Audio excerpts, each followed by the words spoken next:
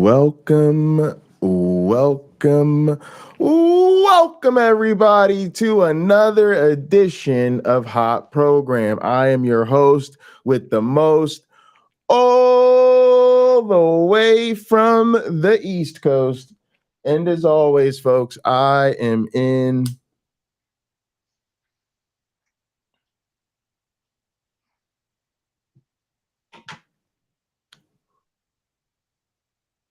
airplane mode.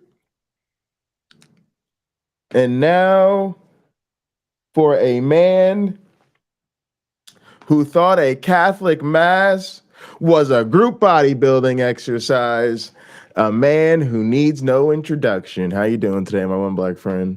I am excellent, Pocket Locker. Good to see you. How are you? I am good, and we've got a fun one on the docket today. Let's just jump straight into it. We're going to be talking about these rich ass pastors. Oh, gang, it's going to be bad for your mental health. You about to feel broke as a joke up in here. But I want you all to know that it all belongs to God. It's what I was told. He never keeps a penny. Never keeps a dime, as I like to say. Yeah. Fire! Woo! Hey, look at those strong people who managed to stand in. Right? Young man, get up here quick. Young man, get up here quick. Come on. Young man, get up here quick. They're all just laying out. Oh, she convulsing. Look, faking. Right, but look. I always talk about like the recreational trauma of all of it. Like when you really, like when you don't really have these issues, and these people are basically laid out faking seizures. Like it's so weird. Fire on you! Yeah, that guy was ready to fall before he fell. That's what I'm saying. There's got to be something ableist about all this. My house is almost 25,000 square feet. Yeah. You can get lost in it. I had to get some speakers there so I can find my wife. Hey, Christian. Saw Polo G cash out on a $40,000 chain. There's this gospel that I like to call the gospel of the bling bling. You think Jesus Christ would roll around in a Rolls Royce? I think he would have. Jesus was physically on the earth today. I think he would have. No shame at all. Would Jesus have rolled around in a Rolls Royce? Come on now. I think Jesus would have said like about things like a Rolls Royce. Like, how many poor people could you have given a home like a home they own for the cost of this car? Right. Hi, Carrie Ann. Hi, everyone in the chat. There's also, I think, the one that's even better than that. The one that I still think about. How many people could you feed with that money?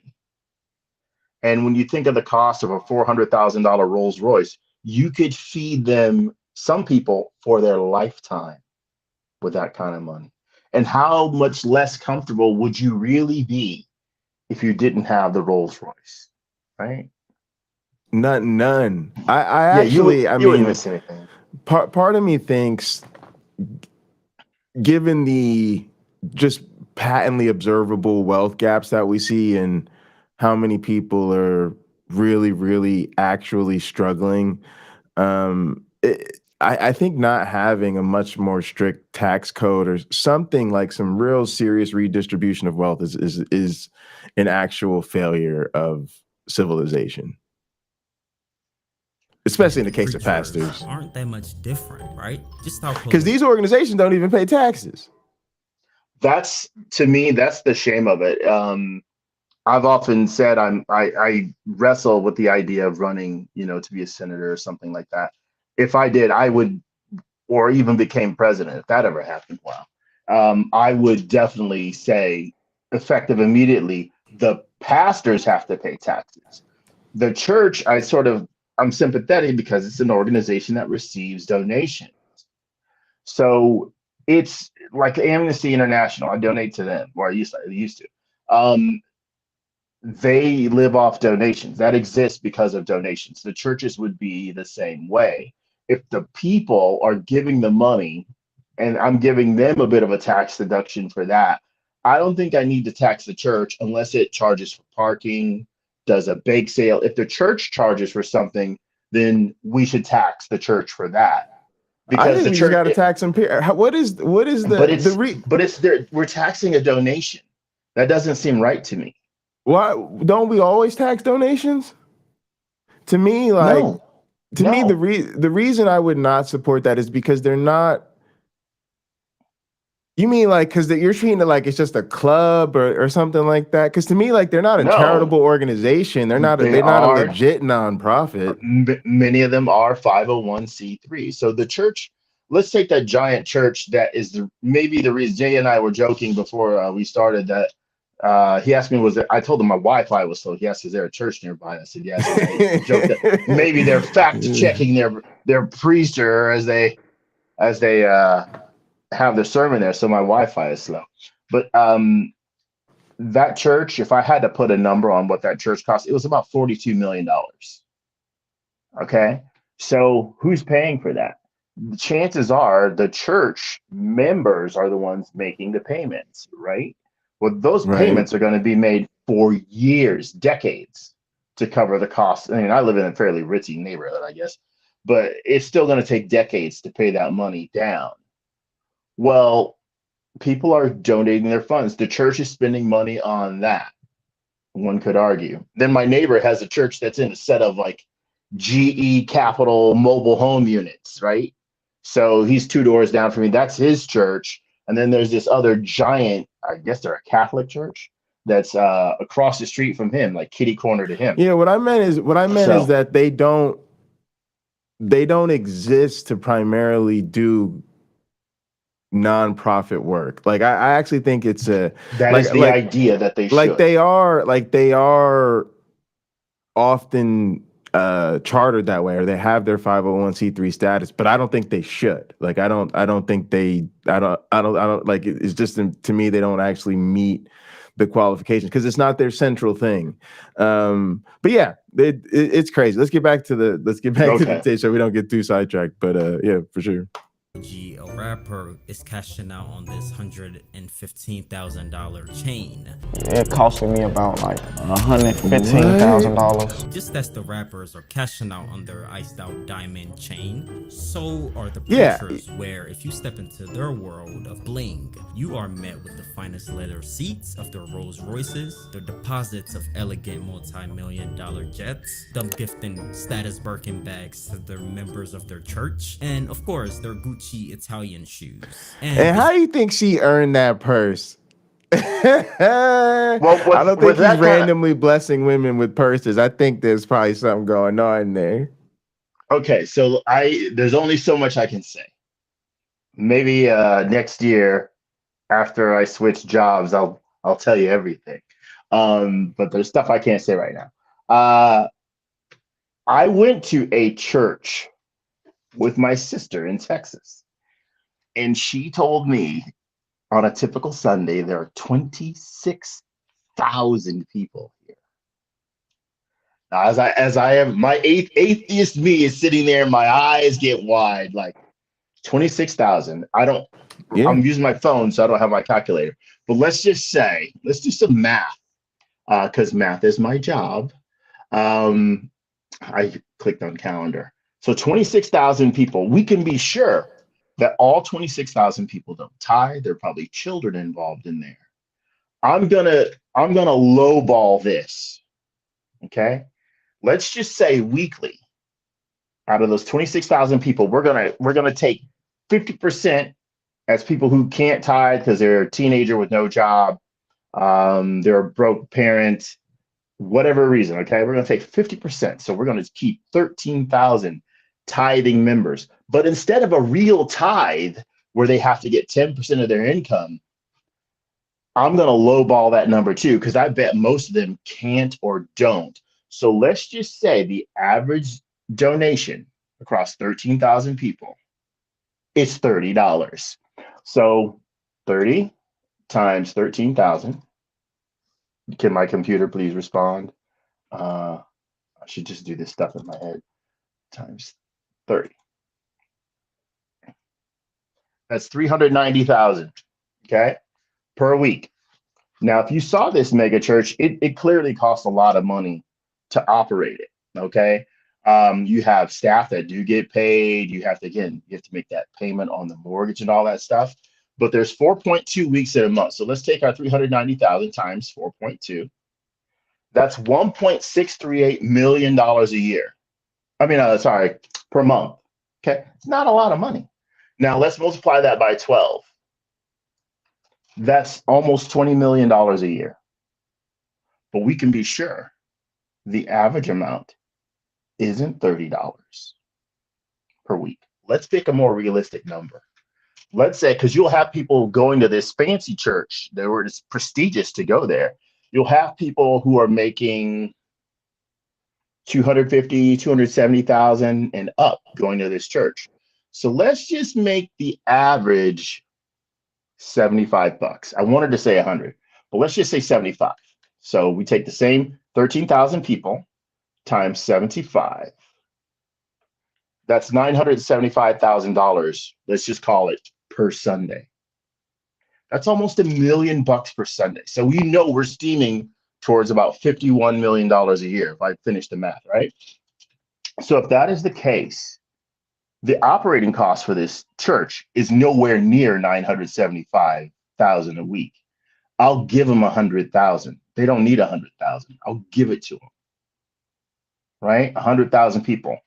The minister's famous, millionaire, nice speaking voice, author, into so many things. His fingers are in all the pies, let's say. And I don't think he's shady or anything like that, but this is just a lot of money. So I'll take my 975 times 4.2, in case you wondered, that's 4 million. You don't think they're shady? I don't think this guy is shady. I can't talk about all of them. Sure. Look, it's from Jesus's standpoint, they're all, this is by my interpretation of the Bible, all these people are trash. That's what I'm saying. From his standpoint. Okay. He's like, how can you say you love me and like you're not doing all these things for your fellow man when you got people showing up at your doorstep on Sunday and their electric bill isn't paid, their kids aren't fed, and so on and so on and so on. And yet you live in a mansion? Screw you, buddy. You're not getting into heaven. You know what? I'm going to make my one black friend here boss in hell. I'm going to pull some strings. So it would be something on the order of that. That's $4.1 million a week, basically. Okay. I'm sorry, per month. And then times 12, right? Times 12. Yeah, they're making a lot of money. 49.1 million. Now I'm assuming $75. I would bet you the average is more like, because a lot of people don't make that much money. I would assume the average is probably more like 92 to 100. I think it just depends on the church and how strong their tithing ministry is. In other words, how much they guilt trip people into paying their money.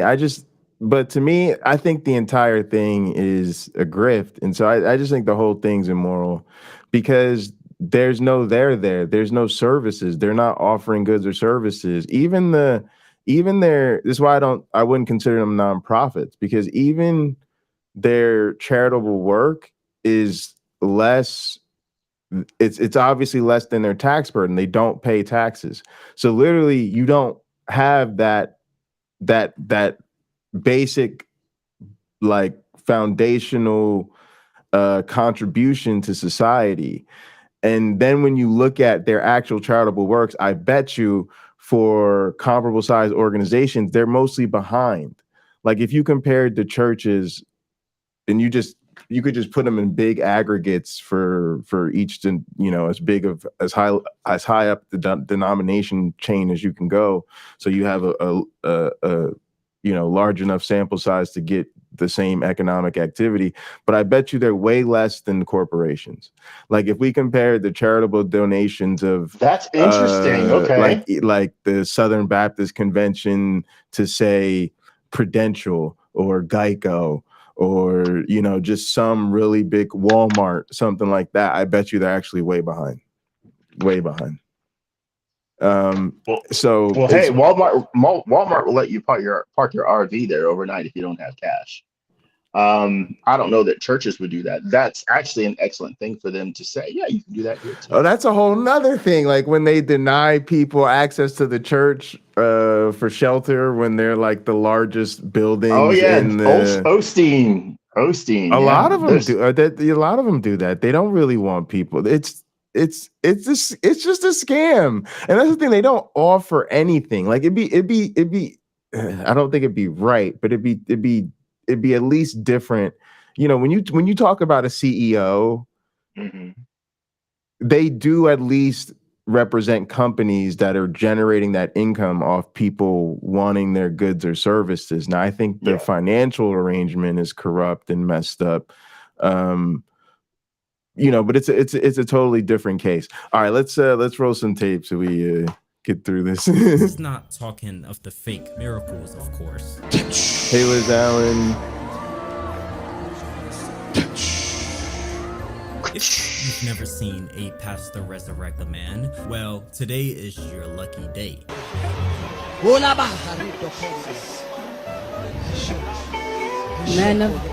His tongue is moving and everything. You can see it. You can see it. Well, just because you're dead doesn't mean you don't feel a little lively.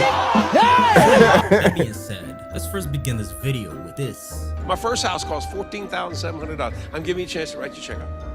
$14,700. My second house cost $81,900, and this watch costs more than that. Pastors flexing. Before we get into these pastors flexing, I received many comments asking me where I get my music from. I use I would love if I could get a house for 14K. Right? Although I did see a house for 59K on 6.49 acres, if I remember right, for under 70. Use my referral link. You might not want that. You gotta send a bunch of inspectors through. It's a teardown. It's a teardown. 30 days. You got 30 days. But the land, for free, right? They have over 40,000 tracks and 90,000 sound effects, of course. And there won't be, any lawyers running after you to sue the out of you because all the rights to the music are all included. With that being said, Sing, my editor, treat us with some music. What you're seeing on the screen is a private jet. It's sleek, right? It's not a celebrity's, nor is it the president. This is the private jet of a pastor. The private jet of a megachurch pastor that goes by the name of Kenneth Copeland. How are you, sir? We'd just like to ask you about why you don't want to fly commercial. Why have you said that you won't fly commercial? You said that it's like getting into a tube with a bunch of demons. Getting into his fucking waiting Cadillac SUV with his body staff. Man. With staff, yeah. Yes. Them preachers spending all that That's money. why it's a nonprofit. Fat cats riding around. No, we're not. We in business. Crazy. Listen, we in business. He just said flying itch. Also, you'll notice he does this. The Dufresne Ministries that work with him does this. Like they You mean try Duplantis? No, it's Dufresne. Dufresne. Okay. They set their backdrops in their churches to look like homey, very opulent, but still like domesticated, right? Like this doesn't look like stage stuff, right? This is a fake living room, right? It's just so weird. Stock photo living single room. engine, open cockpit airplane. You said that you don't like to fly commercial because you don't want to get into a tube with a bunch of demons. Do you really believe that human beings are demons? No, I do not. And don't you ever say I did. We wrestle not with flesh and blood, but principalities and powers. When I begin to think in the world, gang, he was talking to somebody like that in real life. Like this is not a wrestling promo. This is actually how he talked to somebody. No, I do not. And don't you ever say I did. Don't you ever say I did. We wrestle not with flesh and blood, but principalities and powers. When I begin to I think a wrestler should actually just start stealing Kenneth Copeland material. His lines. And just use it. I mean, he was almost Randy Macho Man Savage there. We wrestle not with demons, Mean Gene. We wrestle with principalities, powers. Oh yeah. Yeah. By a pastor might need a Exactly. private jet, I couldn't even begin to think of an answer. Is this jet really to go and preach the word of God like Kenneth Copeland says? Or is this jet truly another manifestation of his extravagant purchases? And just like this jet, Kenneth Copeland stands as one of the wealthiest pastors in the US. He boasts a valuable net worth of $760 million. His wife also preaches. And while many Pause of it. the Pause it. congregation may reside in average. How much of that money did God say, nah, Kenneth, my good and faithful servant, I am so proud of you. Don't give me the collection plate this week. Don't wire it up here to heaven. You keep that for yourself. Keep it for yourself. What was the conversation like?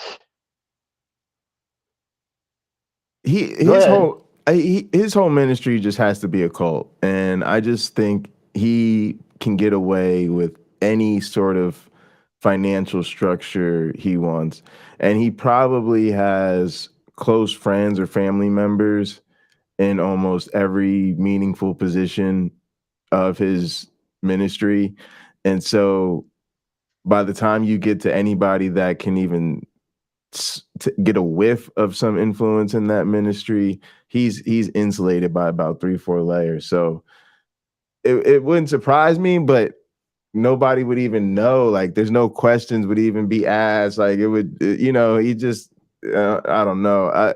That's another thing, right? That these churches, they have no real accountability to what they do with their money, how they're structured, how their organizations are run, how their employees are treated.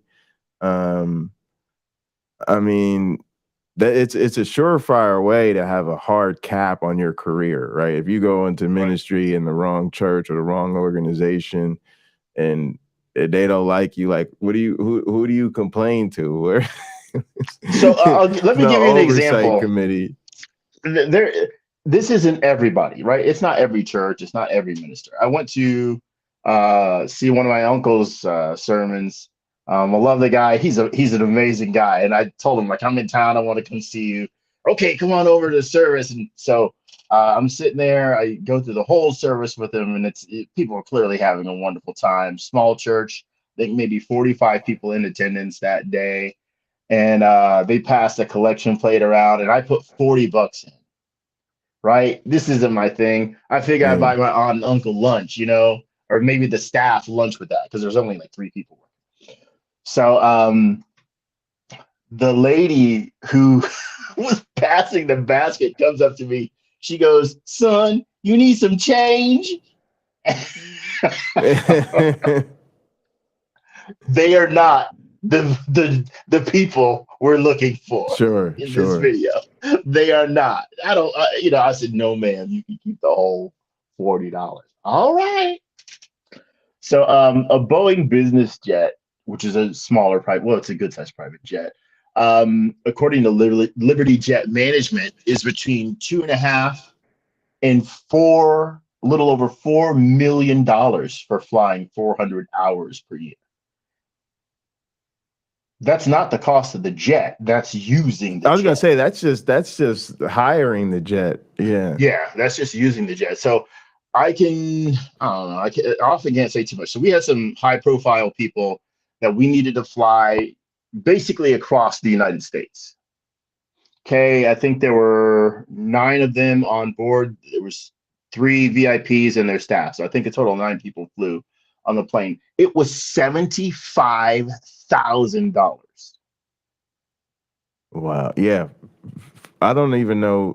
I cannot understand the limited situations in which that's actually practical. It doesn't, that's the stratosphere of need. I don't get. Like, I understand that there's math to it. Like I understand there's logistics to it. Like, it's often easier to take a helicopter. It's faster to take a helicopter across New York City than it is to drive by an order of magnitude.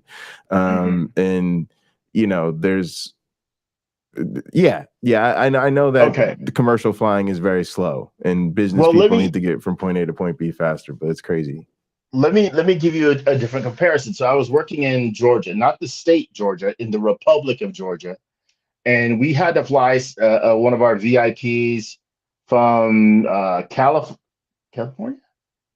I'm pretty sure it was California to Tbilisi, Georgia. Okay, $29,000. Now you're literally going pretty much halfway around the world. It seems at that point, with $29,000 for a ticket. Now this was bought the day before this VIP had to get on the plane, and not a month before. Right. But $29K. So granted, she's going a lot further than the people we flew, on the previous example, but in this one person, right? But it's expensive to do. And honestly, if they could have had her there 6 days later, that ticket would have cost less than half of that. Right. But this is the type of person you kiss their butt because they have so much power. So you want to make them feel, I guess you want to make them feel like they do. I don't know. Yeah. Well, and I guess if you got the money, then you could get that treatment. They have the money. They have so much money. Yeah, they have so much money. It's insane.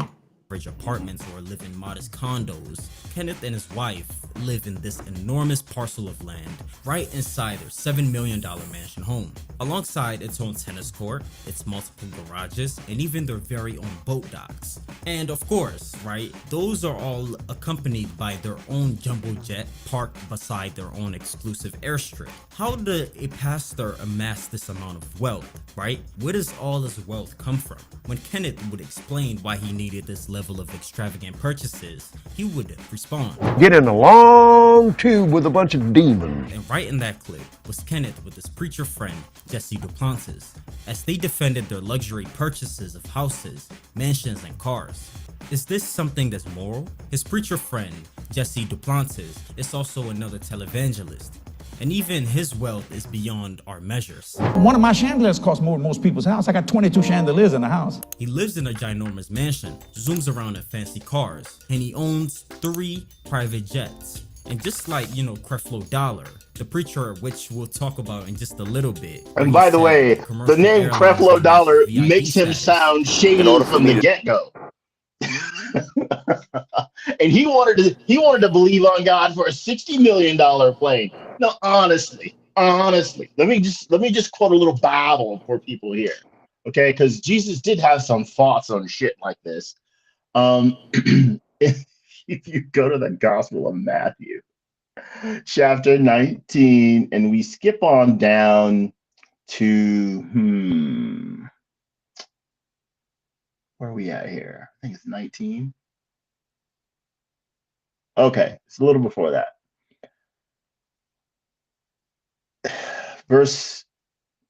I'll start at verse 14. Jesus is speaking here, but Jesus said, "Suffer the little children and forbid them not to come unto me, for of such is the kingdom of heaven." So don't stop the kids from coming up to me. He goes on to say, and he laid his hands on them and departed from thence. And behold, one came and said unto him, "Good master, what good thing shall I do that I may have eternal life?" And Jesus said to him, "Why callest thou me good? There is none good but one, that is God. But if thou wilt enter into life, keep the commandments." He said unto him, "Which?"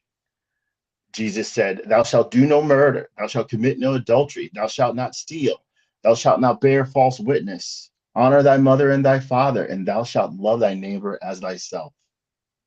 The young man said unto him, "All of these things I have kept from my youth up. What lack I yet?" Jesus said unto him, "If thou wilt be perfect, go and sell what thou hast and give it to the poor, and thou shalt have treasure in heaven, and come and follow me."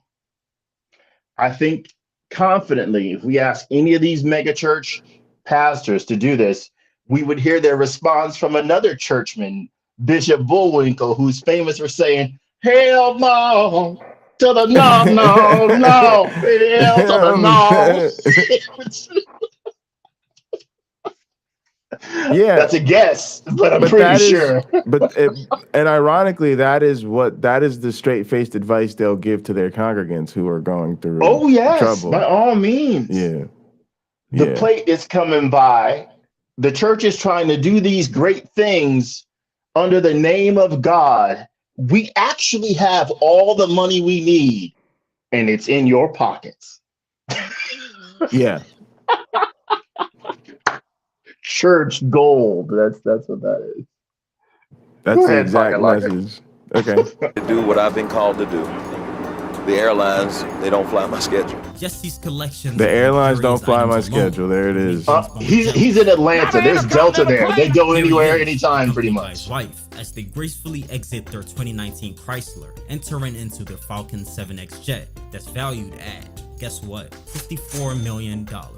I really believe that if Jesus was physically on the earth today, he wouldn't be riding a donkey. Once again, is this something that I also believe Jesus would not be riding a donkey? I don't think he'd be riding a donkey either, but he might be in someone's Toyota Tercel. And those are just those are all photographs of the planes. Because some of these guys have a bunch of them, yeah. And let's be honest, I get criticized because I like classic cars, and I said if I had like endless money and I wasn't an underfunded philanthropist, I'd have like 35 cars. And someone said, but you can only drive one at a time. That person is absolutely right. And let's compare it to, I guess we can keep it in the realm of cars and compare it to these planes. How different is my experience from driving my old truck, which is 57 Chevy truck, to driving my Prius? My Prius is more comfortable. It drives better. It's not faster. But there's benefits to being in the Prius that my truck can't offer. If I had a Lamborghini Gallardo, orange, so you know, hardtop, not a convertible, it basically does the same thing that the others do, only it's not as useful as my truck, if we're honest, right? So you have to consider, if he's got a $54 million plane and a $30 million plane, what more does the other plane give him? Either plane, like they're basically performing the same function. If I had a Maserati, Gran Turismo, it's performing the same function. I think they just keep upgrading it. A lot of it, I hate to say it, at that level is a dick measuring contest, because amongst famous people or rich people, there's sort of a, well, my boat's bigger than yours, my plane's faster than yours. I guess. No, this is a real thing. Donald Trump and Vince McMahon have a whole rivalry over this because, you know, Vince McMahon is like a big fucking deal, but, you know, Donald Trump always claimed to have a bigger jet, and there's stories of them going back and forth on the runway. So it's like it's a status symbol. It is comparable to wanting to collect cars, and I don't mind people being collectors of things, and I don't care if people have money. It's just the hypocrisy of the mega rich pastor that I think they're in a position where we're not comfortable with them having this kind of wealth. Honestly, I just think their whole organizations are, like, again, I think they're scams. I think they're con artists. So it's just a sort of, I think it bothers us on that level. But like, I know, for instance, that like Jay Leno collects cars. Like Jay Leno has like a car museum or whatever of cars that he owns. And it's just like, whatever, he was a really famous late night host. I probably think at some level all of it is like bullshit capitalism, and there's probably a lot of problems with it, but it's not a lot of us are losing sleep over Jay Leno collecting cars or John Cena collecting cars, because we understand that comes with, celebrity. And that's really what is in a sense happening with these pastors. It just doesn't sit well with us because they're pastors. Well, let me give you an example from Acts, the book of Acts. The problem here what I see, like the Matthew verses that I read, you can spin that. If you're one of these mega church preachers, you can say, yeah, but he said if he would be perfect. Jesus said if the guy would be perfect, he would sell all he have, give it to the poor, and come and follow him. I have millions of dollars. I still follow Jesus. I'm just not a perfect person. Yeah. But they would let somebody starve to death in front of them, some of them. I'm not giving them anything. If you don't work, you don't eat. The Bible says that, but the Bible says a lot of things. The Bible gives you prices for slaves. You into that? You know, the Bible tells a guy, go kill your son as a sacrifice. You into that? Hey, non-believer, definitely Liz Allen, Jay Leno, and John Cena pay more in taxes. That's a big part of this for me too. Is the tax freeness of all of it. Yeah, I would say nobody. Now, but yeah, if I'm in the Senate, go ahead. I was just gonna say I agree that it's unbiblical. It totally contradicts the message we get in the Bible. If I'm on the Senate floor and I've taken my time, I wasted my time writing a bill that revokes that revokes the parsonage privilege, right? Where ministers may not have to pay or don't have to pay taxes on where they live, something like that, right? And I say, okay, everybody, if you work in the United States, there's a minimum tax you have to pay that's a percentage of your income. Everybody, I don't care how poor you are, I don't care how rich you are, there's a floor. You can't go beneath the floor. It is regardless of occupation. Right. Now, these ministers in mass, right, would stand up and say, to me, they would quote Bishop Bullwinkle, hell no to the no. They would be saying that because it messes with their money. Now, I could then go right to Romans 13 and show them where the Bible is saying you should also pay taxes. It won't matter. It won't matter because so much of what we see in the conduct of these people is hypocritical. Yeah. It's not, it's they're the bad guy in the Bible. They're the guy Jesus is telling the parable about. It doesn't matter. We see this in politics. They're the reason he's flipping over tables. They convinced you the bad guys are the good guys. Yeah. Absolutely. You know? And all right, let's roll some tape. Well, hold on. Let me give you this in Acts chapter 4, 32 to 35. Now the full number of those who believed were of one heart and one soul. And no one said that any of the things that belonged to him was his own. Mm-hmm. Let me throw a little preacher Socialism. into it. Yeah. But they had everything in common. And with great power, the apostles were giving their testimony to the resurrection of the Lord Jesus. And great grace was upon them all. And there was not a needy person among them, for as many were the owners of lands or houses sold them and brought the proceeds of that which was sold and laid it at the apostles' feet, and it was distributed to each as any had need. Yeah, that's why evangelical opposition to socialism and communism is hypocritical. It's BS. I didn't write this, folks. You can check it out yourself. You can get your big floppy Bible like this one and read it in there. You can read it on the internet. You can read it in my 1868 Bible that's in my bedroom. Doesn't matter.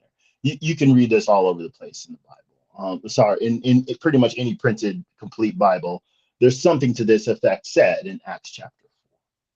And yet there are people who will stand up. This is one of the reasons America is not a Christian nation.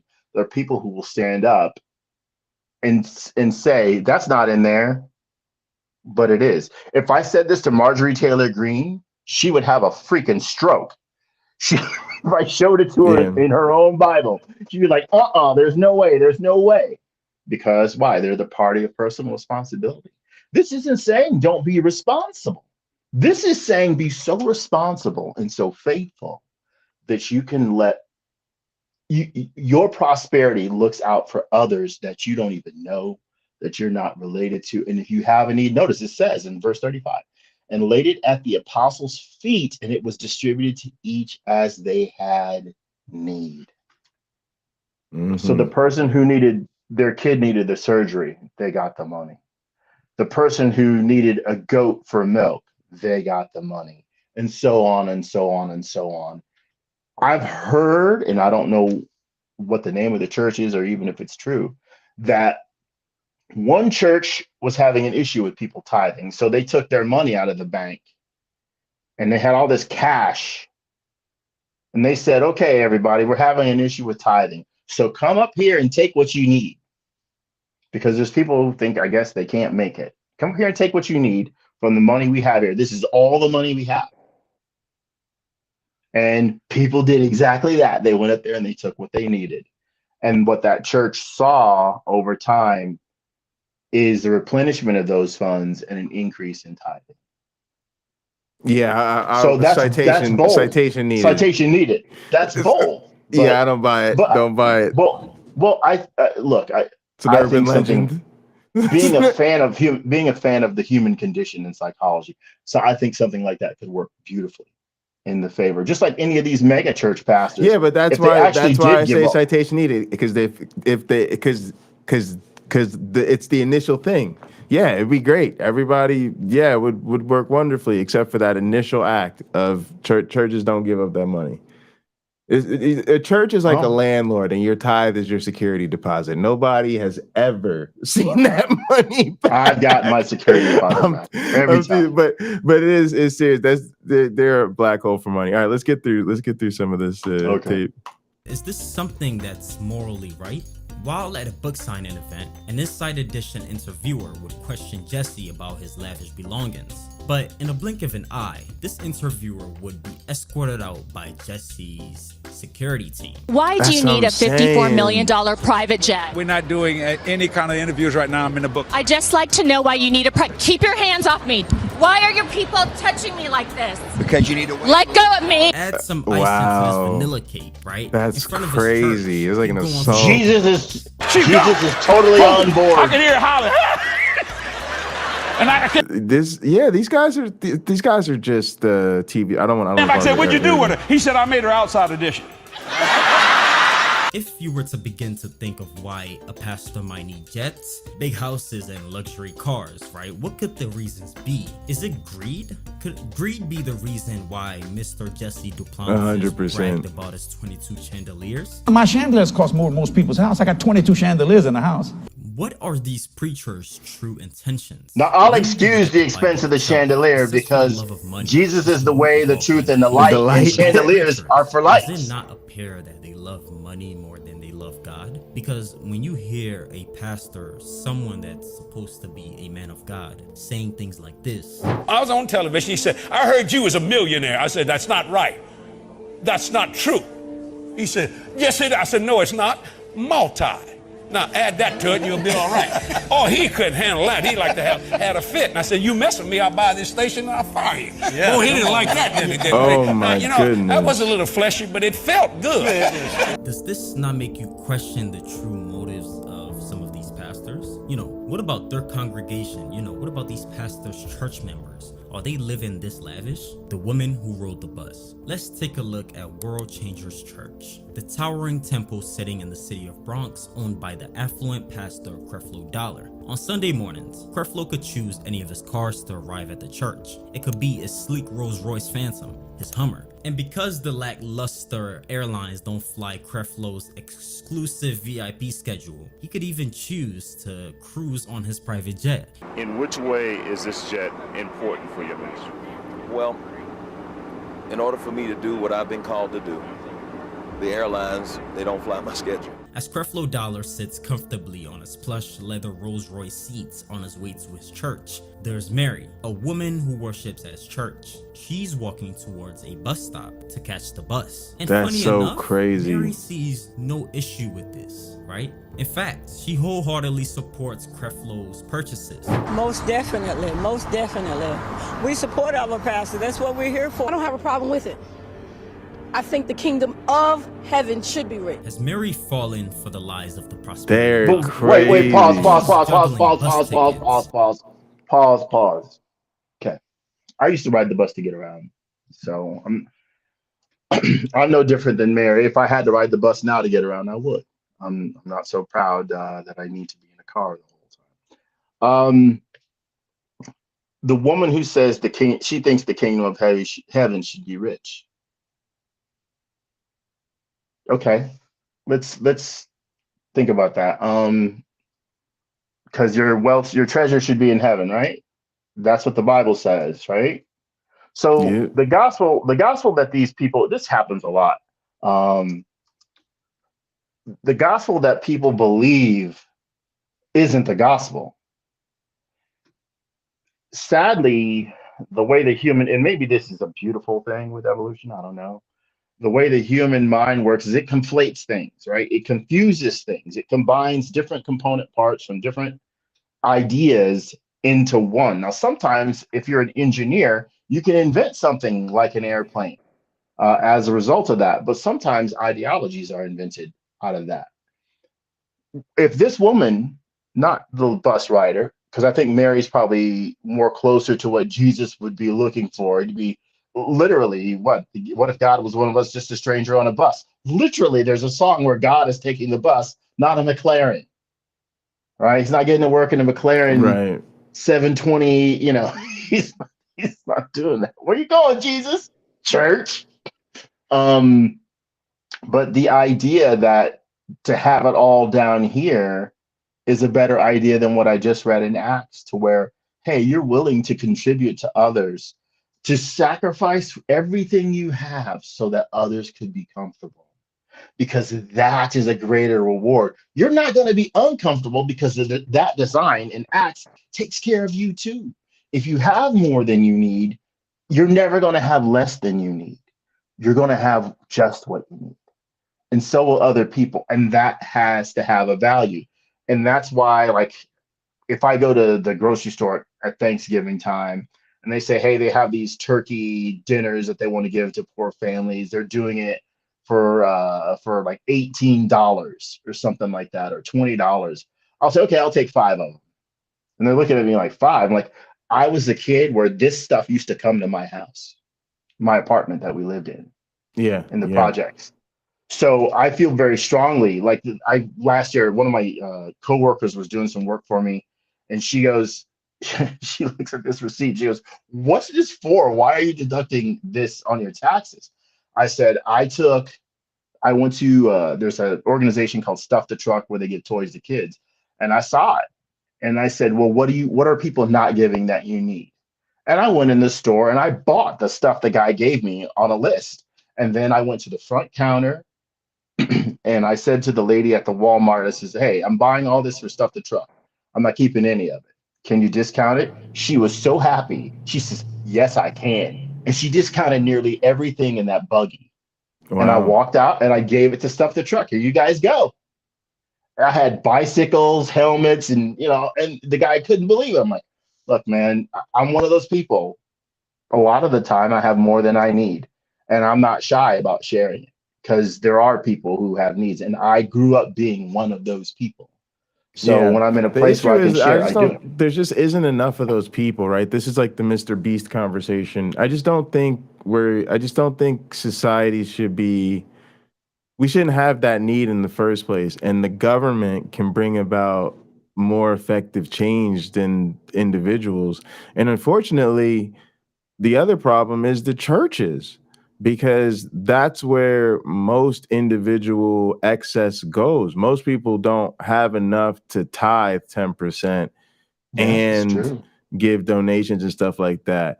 Or if they're not tithing, they're gonna give their offering to the church. That's probably, if we looked, I bet you so many people, over 70% of their philanthropic efforts goes to their church.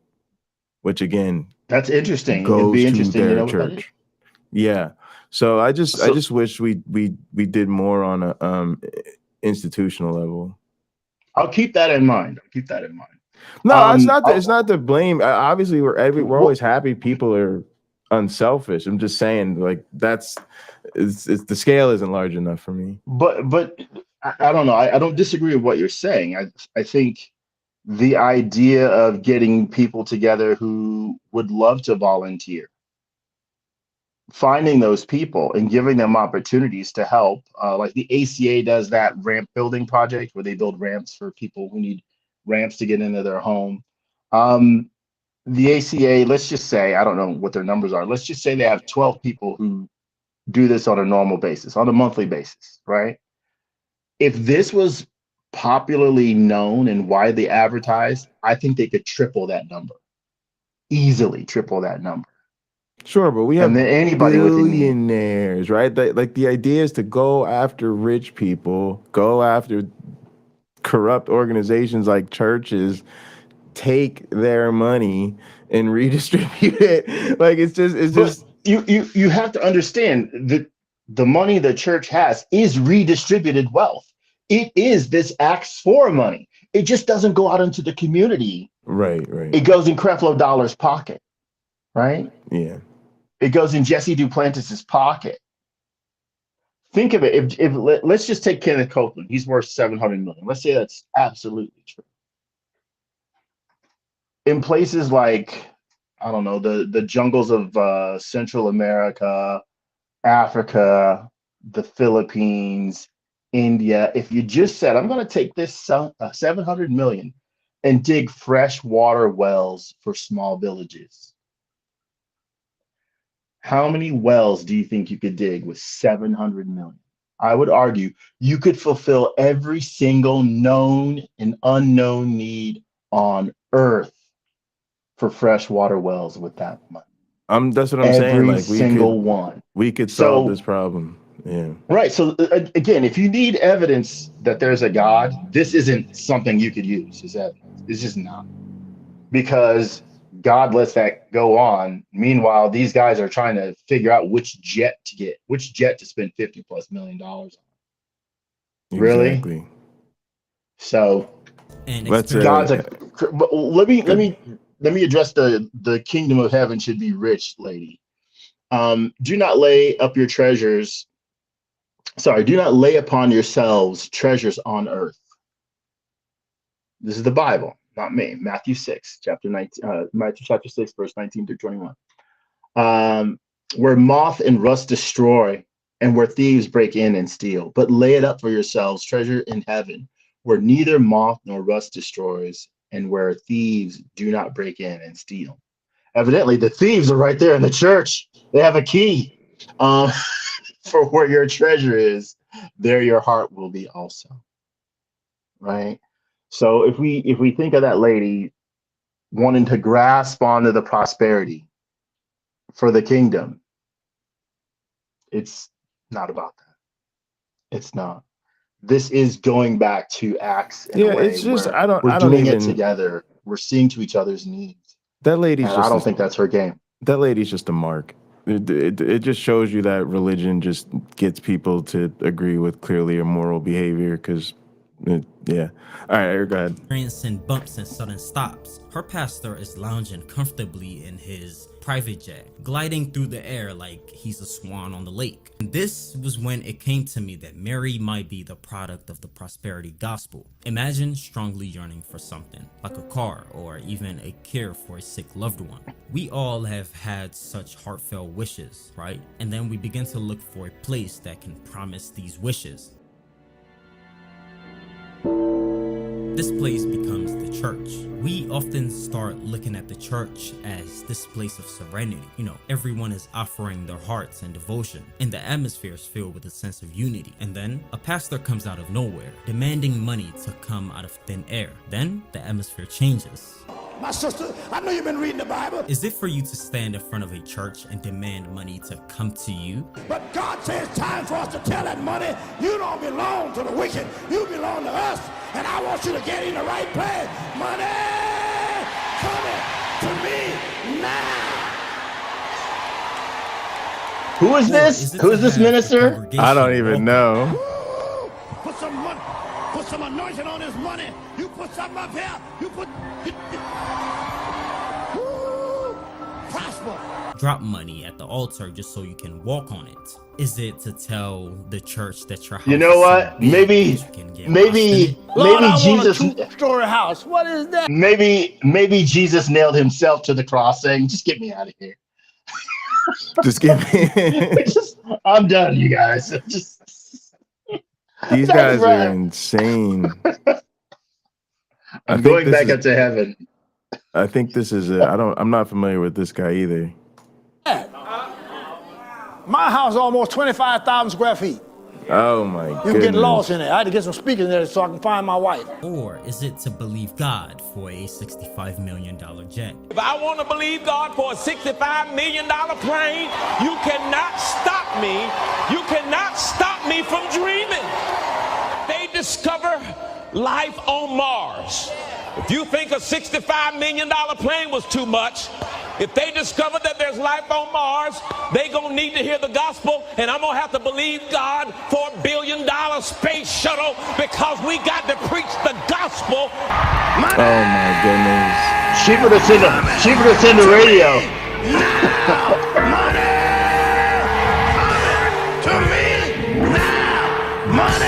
And this just all right, pause it.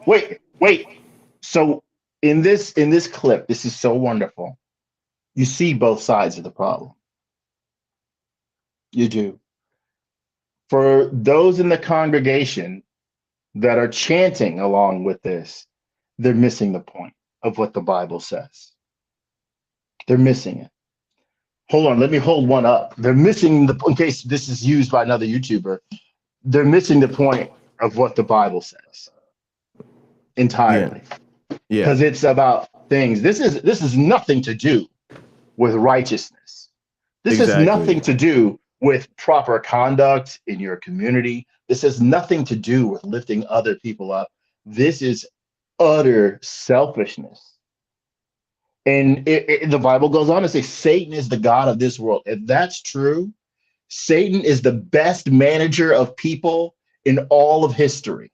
I'll keep some rich, I'll keep some poor, I'll raise some up, I'll bring some down. I'll be in a state of constant giving good and bad examples to people. I'll put leaders like this guy in front of them to make them want money. And because they want money, they will think less and less about helping their fellow human beings. And I'll even give some of them money to keep the other ones inspired. I was just going to point out the Christianese cometh, like the way they talk. Stop talking. Like, it sounds so stupid. Money cometh to me now. What? King James, man. King James. Yeah, it's I don't gross. think this is King James. Who talks like that? People used to.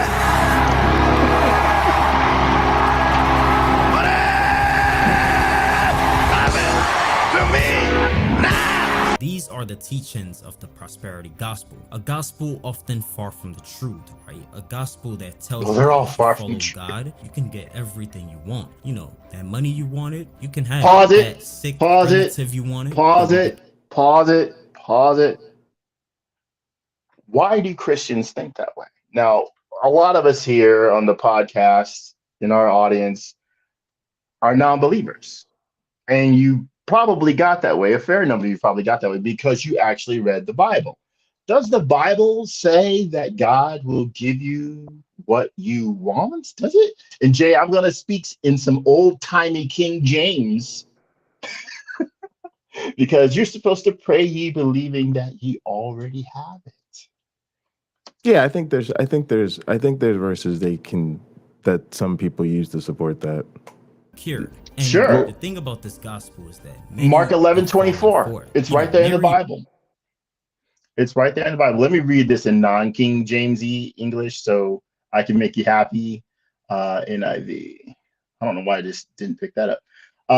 Mark 11:23-25. Truly I tell you, Jesus says, if anyone says to this mountain, go and throw yourself into the sea, and does not doubt it in their heart, but believes that what they say will happen, it will be done for them. Therefore, I tell you, whatever you ask in prayer, believe that you have received it, and it will be yours. And when you stand praying, if you hold anything against anyone, forgive them, so that your Father in heaven may forgive your sins. There we go. That's straight out of Jesus's ass. He's saying it.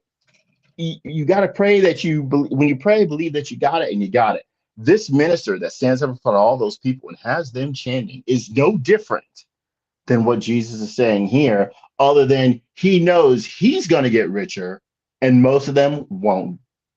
They just won't. Well, you got your paycheck, didn't you? That means the Lord kept you employed. And now So you can give us 10% of it. Yeah, give us 10%. So we can make $4 million, this month. But if she wants that car, she needs to have faith and believe that, believe that she will get it. Give money and she'll get it. But as Mary is listening to these pastors, right, she'd be surprised to hear that their teachings are all flawed. Hallelujah. Hey, your bills are paid. First, their teaching invites you to look at God as some type of genie in a bottle. It invites you to look at God as Santa Claus, right? These charlatans have turned the gospel into a gospel of work, inviting you to look at God as this, Father Christmas that gives you money, also corrupting the real biblical idea or the concept of tithing, which is when you give money to support the church. And like you just saw, these preachers aren't just using these tithe money to support the church. Many of them are using it to support themselves, right? They use this money to support their carnal desires, right? And the sad thing about this is that their congregations never stop giving them money. They are filling their pockets to the brim. The business of the church. Upon tithing a church, people should know the logistics and the business aspect of the church. First, tithing is a real biblical aspect. As a Christian, 10% of my income is to be given to my local church. This is so that the lights could continue running and so that the rent could be paid and operations could continue running effective and smoothly. But when a church Can you pause it? Can you pause it? Tithe, this chunk of money is taxed. Okay. So this has evolved, this idea of tithing within the Bible. Basically, you were supposed to bring 10% of your crops, 10% of your first fruits to the temple. So if you were a shepherd, you would bring 10% of your sheep, your goats. If you were a farmer, 10% of your grapes or 10% of your wine, if that was your end product, 10% of your olives, and so on and so on and so on. Bring all that to the temple. The temple could then either use or sell that stuff or give it to the poor, which was something they actually did, including the meat that was sacrificed. So they would distribute that. That kind of is following a little bit to some degree what the Acts verse is saying, right? The Acts chapter 4. Hey, we're giving to those who have need. It evolved over time into essentially turning the congregation into an ATM, where you need something and it comes directly from them. And even when there's a surplus, you keep on collecting instead of distributing the surplus, right? Instead of paying the light bills, electricity bills, the doctor bills, things like that. That's what it turns into. You have people in their 80s that go to church, but they come home and eat cat food because it's what they can afford on their fixed income if they have that. Yeah. So over time, the idea weakened, but the money, the intake got better. Pretty sad stuff. Tax-free. Say you work a legal job, right? Tax may be taken from your paycheck, but imagine a church receives $1 million in tithes. That $1 million is exempt from being ever taxed. The same laws apply for the UK, Canada, India, and the countries like South Africa where churches aren't taxed. Then the countries which tax their churches are mostly in Europe. Churches in Denmark, Austria, Finland, Sweden, Croatia, Iceland, Switzerland, Chile, Bolivia, and Ecuador are all subject to taxation. Then there's the churches in Argentina and Peru, for example, who are given money by their own states just to keep everything running. These churches in these countries are given money just so they can cover the salaries of their popes, their priests, and their bishops, and people that are all high church officials. And churches aren't taxed because they're considered non-profit organizations. This is the same reason why you see people, rich people, make their own non-profit organizations. Organizations like Bill Gates and Melinda Foundations, Kellogg's Foundations, even Mr. Beast Philanthropy, and Robert F. Smith, the man who paid off the entire debt of students at Morehouse College that one time going viral for, which I wish I was a part of them. And even though he helped many people, that money would be a big tax write-off for him, just so his taxes could be lower. Now that we've covered this, right, every envelope you see in this next chapter would all be untaxed. Kenneth Copeland's Money Room. In this preacher's mailroom, numerous envelopes are brimming with $20 bills, $100 bills, and even larger denominations. Inside these envelopes are stacks of cash, money as well as room, letters that untraceable. These envelopes are being sent to Kenneth Copeland by his church members, asking Kenneth to pray for them. But his church members may feel pause it. Doesn't even read. I'm gonna get out my calculator again. All right, so I didn't know. Go ahead. No, go ahead. Okay, so I cleared everything. The money room. Let's assume he has this jet, right? He had, I don't know if he still does, millions of followers. Let's assume that, I don't know, let's just say $75,000 a week came in cash. Not unthinkable. So 75,000 times 52. That's $3.9 million a year. Now, if it's in cash and you have when I go to, when I fly around the world doing what I do, when I go to different places, they always ask me, how much money did you bring with you?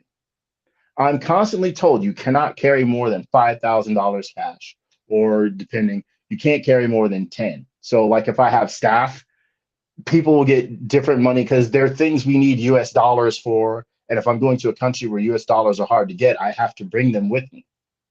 So this sort of thing, you make $4 million a year. Now think about this.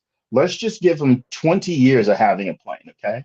So we're going to multiply that times, let's just make it 15. That's $58.5 million. If you have a private plane, you can put that money on your plane. And then you can fly to one of these nations where you can have a bank account that the US government doesn't know about. And you can put all that money in there. Yep. And pay no tax on it anyway. When you have your private plane, you can't get suddenly searched. It's not going to happen.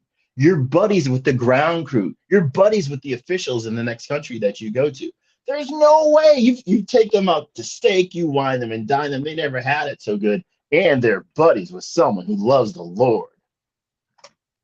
So you literally could stock away tax-free billions of dollars if this is your enterprise with your buddies, and they bring the money to you. You get on your plane and you go. Yeah, and you're straight. Like, look, I'll just charge you 1%. Yeah, I want to see if he goes more into the organizational side. But yeah, it's you got to think of him like drug dealers at this point. Let's roll the tape because we're only halfway through. Letters. According to an employee, how much of this mail and correspondence they see and or pray over? 0%. In fact, these letters would be sent back to these naive church members to give this letter the look that it was personalized, that it was from a real person. In fact, the ministry recently bought a new high-tech printer, which according to the manufacturer, gives Copeland a finished document that looks 100% personalized. Amen. They think when they get that letter back that someone has actually prayed. Is that misleading? They don't understand that was actually just processed into a computer. Do you think that is very misleading? I worked there for 6 months. Nathan Boutwell says he, not Copeland, read the prison ministry prayer requests. There was no actual human contact with that letter besides my eyes, but that's okay. He gets 10,000 letters a week. But admit that. Don't imply that you read these personally when you don't. Hallelujah. The former employees we spoke to also say their spirits sank after learning Kenneth and Gloria have little, if any, contact with their faithful followers. That's the one time I saw the man was at the Christmas party. I was in an elevator with Gloria once. And they had little, if any, contact with their 500 employees. At one prayer rally at a public park, some interviewers would decide to slip past Kenneth Copeland's security to ask him a very uncomfortable question. Kenneth would first smile, then this smile will quickly turn into a frown after being asked if he was the one actually reading these letters. Do you personally pray over your prayer requests that you get? Do you personally pray over those? Do you ever see them? Oh, yes. You do? When do you see them, sir? When do you see your prayer requests? Well, That is between me and my partners. After these interviewers pressed down on Copeland some more, he'd later tell them that, in fact, it was a team that he had reading over these letters. Do you ever see those prayer requests? Do you ever see them? Do you ever touch them? Do you ever read them? Yes, I do. But from what we just heard from the employee, how much of this mail and correspondence they see and or pray over? 0%. So who do we really believe here?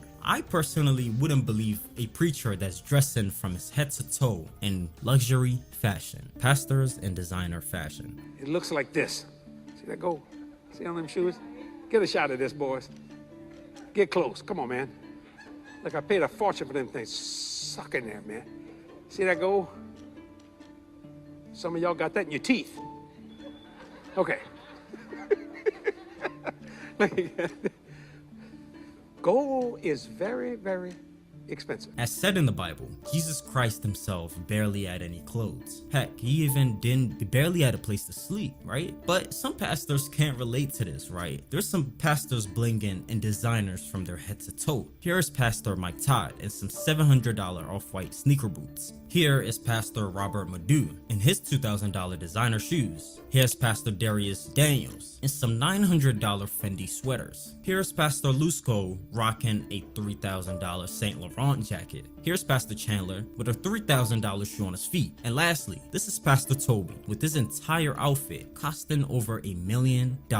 Which leads me to my next point. Pastor Toby, the man behind Salvation's Anointed Proclaimers Church. So what this proves is that if you have millions of dollars at your disposal, it doesn't buy you good taste.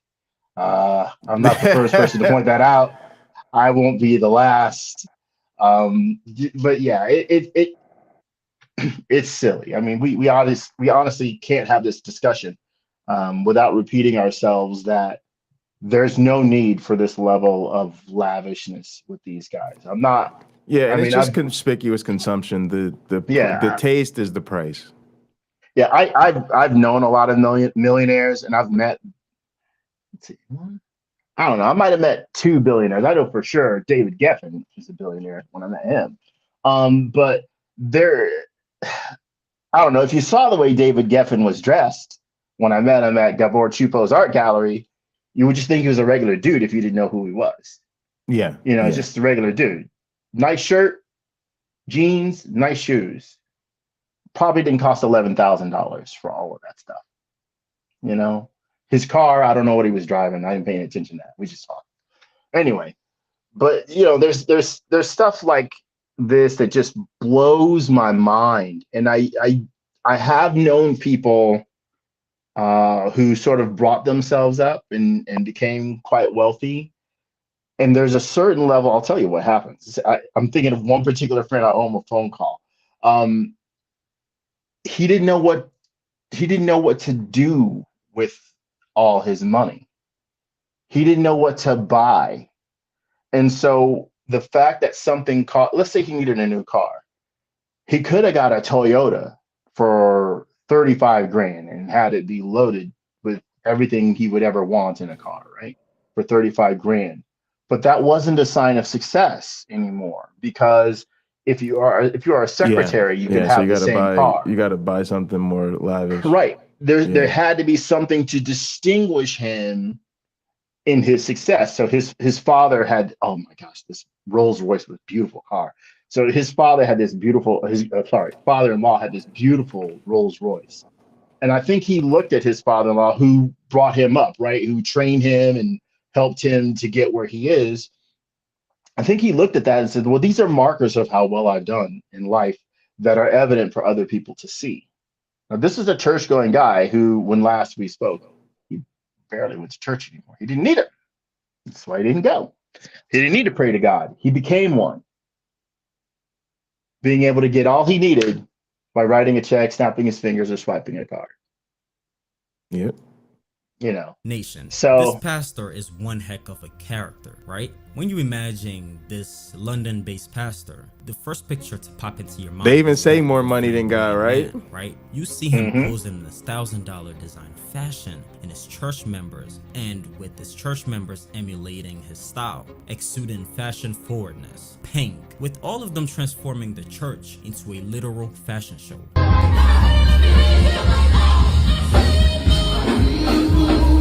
You see this pastor popping out of buildings into his Ferrari, him partying, spraying bills of cash on musicians.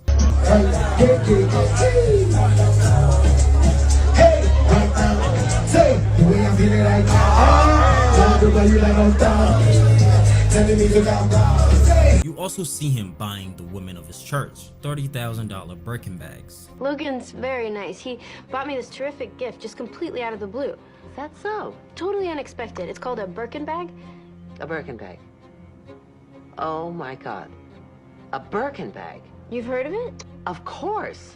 That's a very nice purse. Oh, maybe I shouldn't use it. Oh no, a Birkin bag is meant to be used and seen. I had no idea. They even say this pastor is the pastor with more drip Meant than to be rappers. seen and used. Good morning, everyone. Short time. Sorry, man. I'm just joking. Church time. Jesus time. So I dressed simple this morning. This is an LV jacket, the only one in UK. I'm married. An LV top and LV sandals, trainers. This is interesting. I've never seen this chain in my life. because I'm an atheist, let's go to the Bible. 1 Peter chapter 3. This is going to address how one should appear in church. Okay. Wives, in the same way, submit to your own husbands, so that if any of them do not believe the word, they may be won over without words by the behavior of their wives too. When they see the purity and reverence of your lives, your beauty should not come from outward adornment, such as elaborate hairstyles and the wearing of gold jewelry or fine clothes.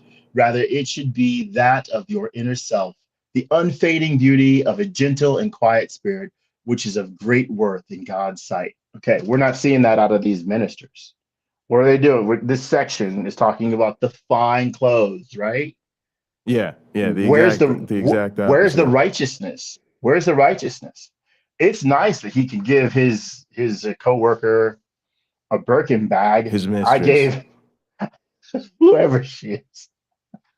I gave one of my teams last year. I gave them desk lamps that had magnifying glasses. Thanks, guys. But whatever. It's a big difference. It's not a Birkin bag. But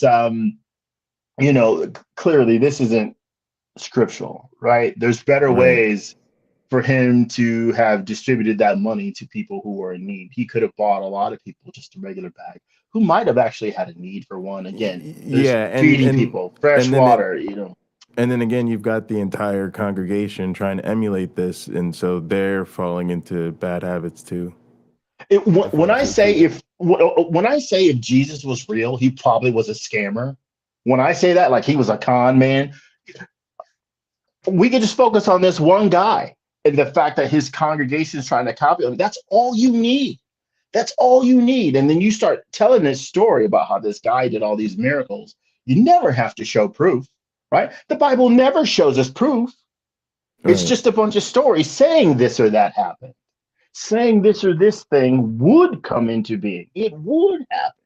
Never has to show you proof. For other people by the billions to believe it's true. There's no accountability here. None. So this guy is going to do nothing but get richer. Nothing. Because he's got people believing, just like that money guy. He's got all those people believing. That's how you do it. That's what's going to bring it into your life. Days ago, and it's called Cuba. It's called Cuba, and never won a chain in my life, but first time. This is a new AP. Christian Watches gave me this, and I don't know the name of these ones, but they are part of the accessory. Yeah, it gets better. I think I need the Nation family ring. Yeah, isn't it? And some grills. Do you think these are the signs of the end times? Like, should we be worried here or should we not fear? But speaking of fear, wait till you hear about the fake miracle preachers. In Africa, a pastor claimed to raise a man from the dead. He was in a mortuary. This is a brother. And this is the landlord. And you, who are you? Family members. The mother of Y'all can go back. We did an episode on this. You can check out. Come here. This is the wife. Okay. Don't get too close, everyone. Jesus. Celebrate Jesus. We glorify Celebrate Jesus. Jesus. Hello, Elliot. Elliot. Jesus. Lift your hands. Lift your hands. My good God. Barabasata basa. Zete.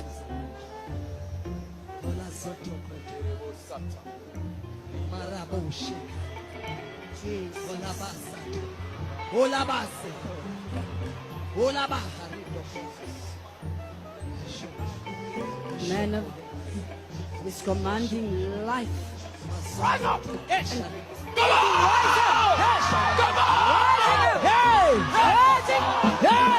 This news circulated throughout all of Africa, right? People watched, people liked, people shared. They shared it everywhere, right? They subscribed.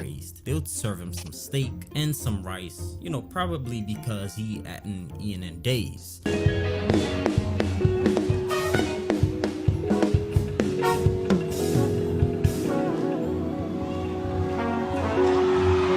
The God of our lookout, he answers by fire. But not only 3 days after this man was raised from the dead, the funeral parlors, the place where they bought the coffin, they would call the police department and say that this miracle was all fake. An advocate from these parlors said people from the church approached the parlors on 3 separate occasions to buy a coffin. Even the hearse, it was a parlor the trick? man who was driving the dead man to church, said he heard the man kicking in the back. Imagine you were driving a dead man to his funeral and you hear kicking in the back. I would immediately rip my hair out, rip my clothes off, and dash into the woods. They must have been terrified. And what might even terrify you even more than this is the pastor who was sued for spraying roach spray on the face of his church members. Instead of him naming this stunt a death wish, this man would name the stunt a miracle, saying that it'll heal them of all their sickness. But what baffles me about this whole thing is here's what they really think about you, folks. Here's what they really think about you. There were the women that were bathing their women congregation trying to relieve their sexual desires, all in front of a church.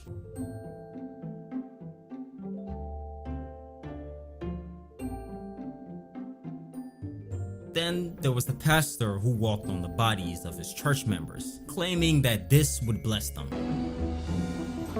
We are blessed. So, okay, can you pause it? I've said this before. Let me tell you what's happening. What I think is what's happening. I think these guys have reached such a level of success that there's something that clicks onto in their mind. 2 things. 1, I don't want to do this anymore. So what can I do to get fired? And 2, what can I get away with? How far can I go? Someone in the comment mentioned SA abuse. I think there's ministers that go there too. Well, let's see what I can get away with, because I have all this respect and admiration of my congregation. So let's push that to the limits of what's possible. Sadly, a lot of people lose out because of behavior like that.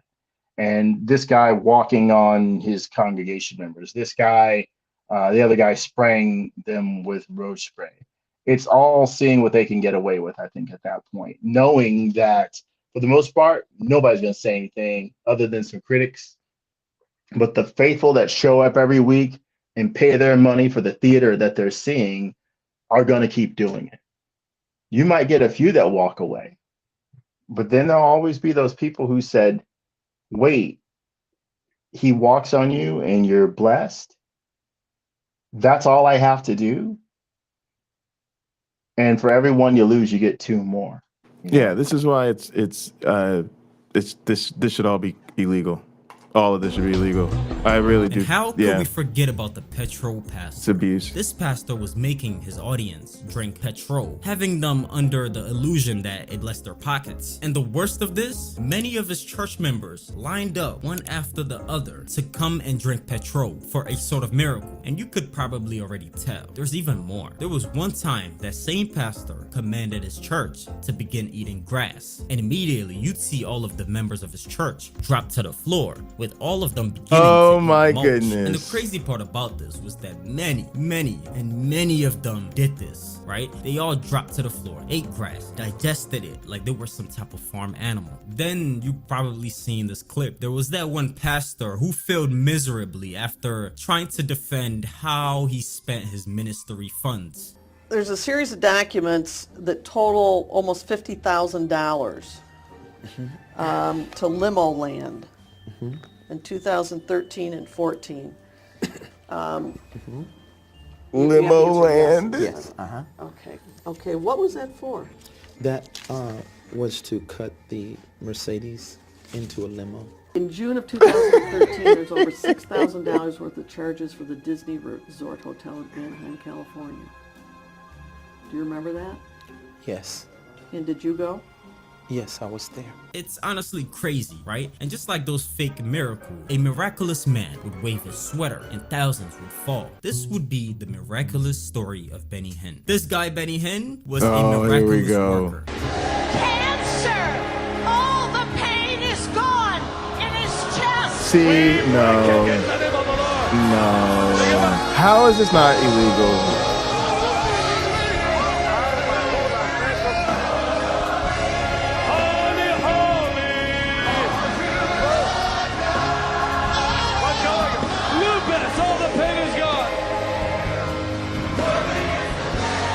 That song got slapped though. Pick up! What's wrong with her? What's wrong with her? Lucas! Holy, holy!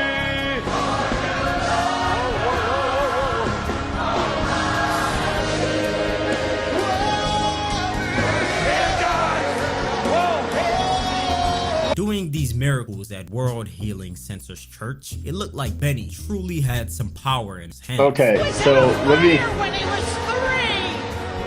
I'm holding my hand up not because I feel the power, but because I want to break in. All right. So the First Amendment of the United States Constitution says this: Congress shall make no law respecting an establishment of religion, or prohibiting the free exercise thereof, or abridging the freedom of speech or the press, or the right of the people to peaceably assemble and to petition the government for redress of grievances. Okay. So basically, and by the way, it doesn't say the states can't do this. It says Congress can't do this. Just a thought, as Bo in the fifth column would say. It's just a thought. Congress shall make no laws respecting an establishment of religion. So do they mean an establishment as saying we're going to create a religion? Do they mean an establishment as an existing religion? Do they mean establishment as the building or the business of a religion? I think we utterly overthink this. We overthink this every single time. It's really not that interesting. They came from a country where there was officially a church. Church of England. They're trying to say the government cannot be officially establishing a religion of the government. It does not say any church should be churches should be able to get away with fraud and scams. This is the free exercise of religion. What we're seeing with Benny Hinn and this crowd. I think this is putting. I think we've done this historically to excuse religion, and I don't think we should do it. And I definitely don't think we should do it as atheists. They're just saying that people can have whatever religion they want, and the government can't establish them. That's the free exercise. It does not mean that exploiting people through charlatanry should be legal. Like this is just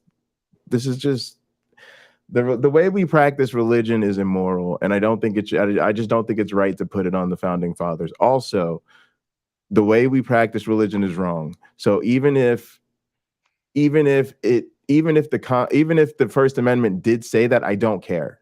I'm like, I don't care about the Constitution. It's not a sacred document. It should be amended. It should be changed. The founding fathers are not, I don't even like calling them that, because it's religious terminology, right? We call them that as to elevate them and pretend that they have some sort of supernatural wisdom, hundreds of years ago, that should apply to us today. I just think this stuff is clearly immoral. It's clearly abusive.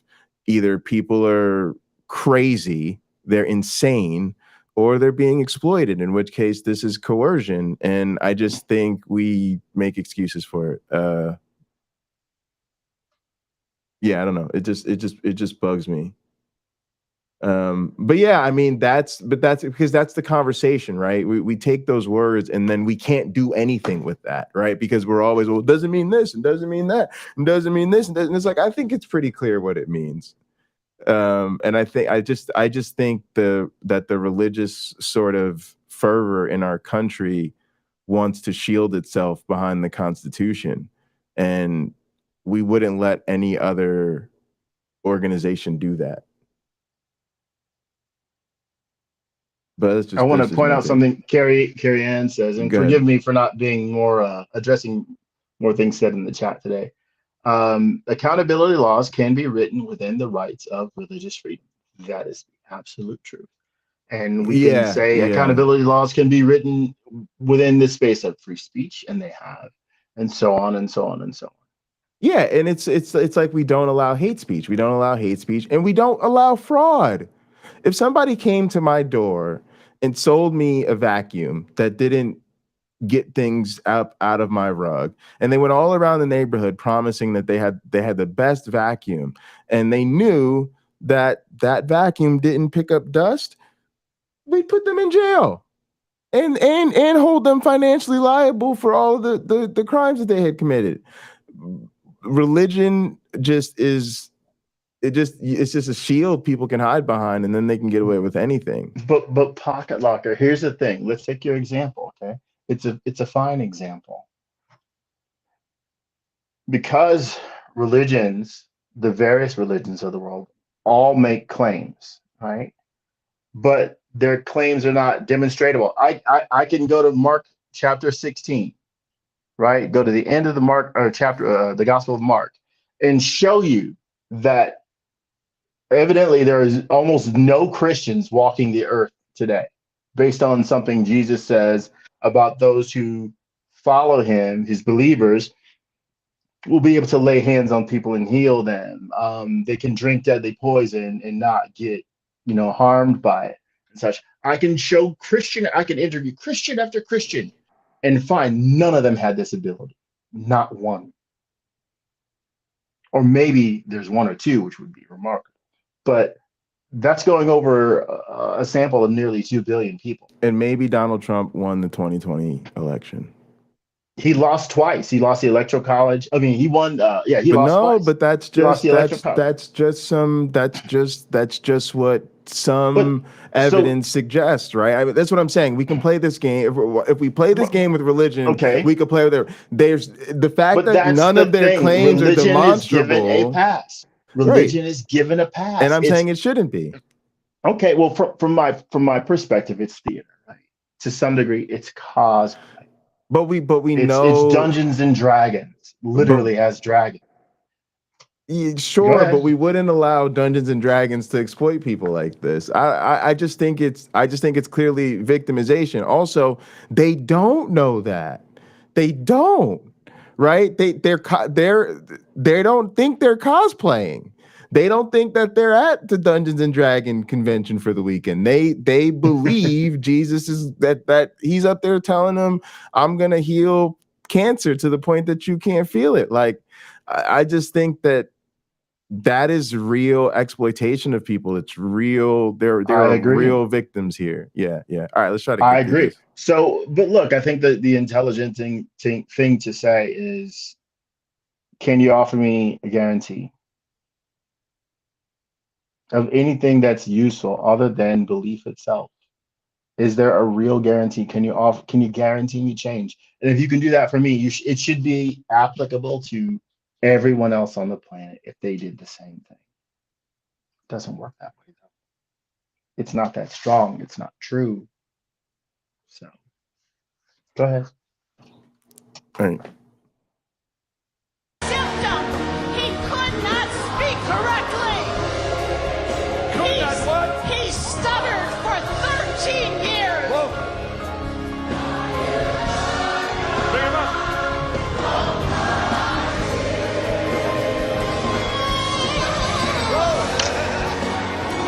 I mean, if you were watching Benny at the time when he was on TV, it looked like WWE, but just in church. Benny would perform all sorts of miracles. He'd wave his sweater one time, and all of his church would fall to the ground. Take it! Let the bodies hit the floor. Take it! But these miracles were also fake. In fact, Benny's Hinn's closest circle, his nephew, came out and exposed them. The story of Gustick Gibbon. You know what the track record shows? That men like my uncle, they are devouring people. That was Gustick Gibbon. He was in Benny's immediate circle, and he recalls life with his rich uncle, right? He recalls how they lived with church money. Life was as lavish as anyone would imagine. Every car we ever drove was nothing short of luxury. We drove Mercedes, Benzes, Bentleys, Maseratis, and BMWs. At one point, we had a Ferrari F430 from a business deal with Ministry Associates. I'll never forget driving it with my friends around Orange County while my dad was away on a trip. It was like those movies in which the spoiled rich kids do whatever they want because their parents are powerful. But problem was that I was the son of a preacher, and our lives were an embarrassment to the gospel. Every hotel suite was prime minister, presidential, or royal. We flew on private Gulfstream jets that were paid for by ministry's donations, lived in multiple million-dollar homes, ate at the best restaurants, and went on shopping sprees to the finest stores around. Yeah, the responsibility, if I'm speaking just frankly, is to look really good, look really blessed, sell the narrative, make all the money, and say, look at my life. If you give to this, if you follow it, if you obey it, and if you do what I say, God will do it for you too. If God is speaking to you to sow $1,000 seeds tonight. So how did Gustick Gibbon turn from his ways, right? What happened? The senior pastor of the church gave me a John MacArthur commentary, and in the midst of my study, I broke down in tears, repenting of my sin and committing to preach the true gospel. And I remember it weighing on my conscience, and I'm not saying that I'm no less a sinner than anyone else. Believe me, I'm not at all. I'm truly happy for Gustick that he changed his life around. But for the guys that don't, yikes. Hell is really hot. The conclusion. Shout out to the pastors that's actually preaching the true gospel. But these pastors are pastors who appear like sheeps but are really wolves. You know, remember, Jesus never chased wealth on earth. Like I said earlier, he didn't even have a place to sleep, right? And there were even times where, homeless. That dude, he was homeless at times, right? His miracles too, they were actually real, right? And he worried about the words of his father only. And, money. His miracles? Right, this guy's a Christian. Take your last breath. Was it really all that important? Money stops mattering. This is why Solomon's life lesson in the Bible is one of my favorites. He lived as a king and ruled Israel for years. He was a very, very wealthy man. So wealthy that in today's time, his wealth is still estimated to be $2.1 trillion, right? That's like 10 times of Elon's wealth, I think. In the book he wrote called Ecclesiastes, right? He talks about the depressing and sad. He had a lot of child support, that guy. Money and how money does not truly matter. And what mattered was following God. Money didn't contribute to his happiness, and it got him the nice things he wanted. And even those nice things couldn't make him happy, So he became sad, depressed, and, he died depressed. Don't forget to like, subscribe, turn post notifications on. It's been Tunde, and I'm out. All right, gang. Don't forget to like and subscribe and do all sow a seed. And share. Do all this. You can show a seed for hot program, ladies and gentlemen. That's right. That's right. Man, like I said, this is gonna make you feel broke as a joke. I mean, the opulence is like no other. I mean, these guys are all somewhere between pro athlete and sovereign of a small country. African warlord, oil billionaire, Russian gas billionaire. Yeah. And honestly, I really do. I don't look. I y'all know. I think people need to be shamed out of religion. It's not because I think it's not that I think that they individually deserve scorn. It's that they're dependent, they're addicted to a social feedback loop that would that we need to break that feedback loop. Like the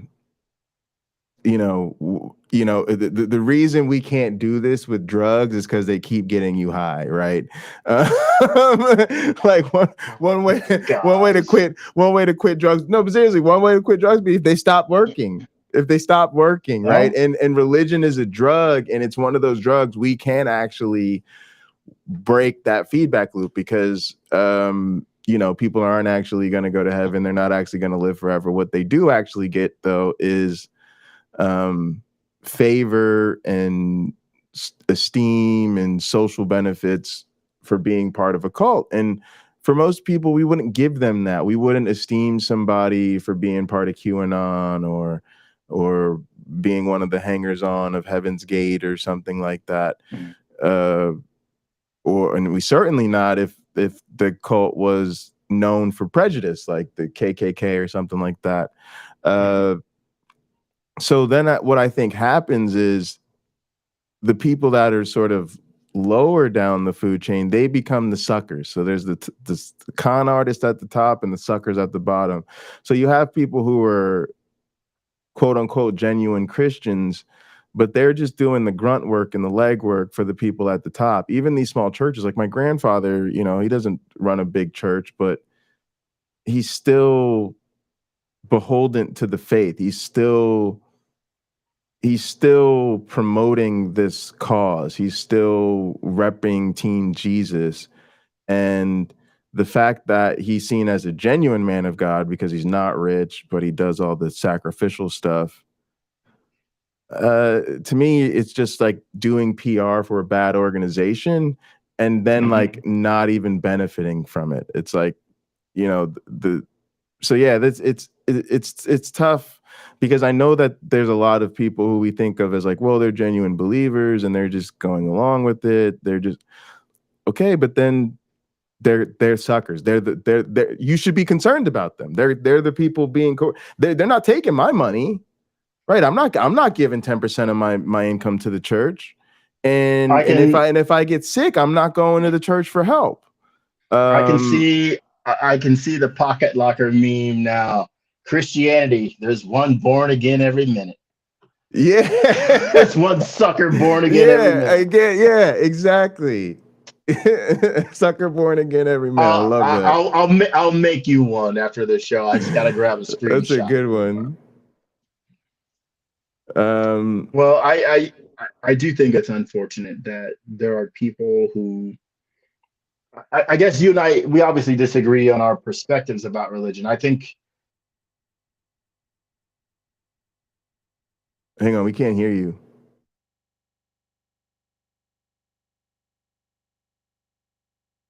I don't know, you got muted. Why did you get muted out of nowhere? It's so weird. Maybe refresh it. Maybe come back. Let's see what happened. Yikes. All right, we'll give him a minute to come back. If not, we'll wrap up. But yeah, I like. We're never gonna do anything to hold these churches accountable. Go ahead, my one black friend.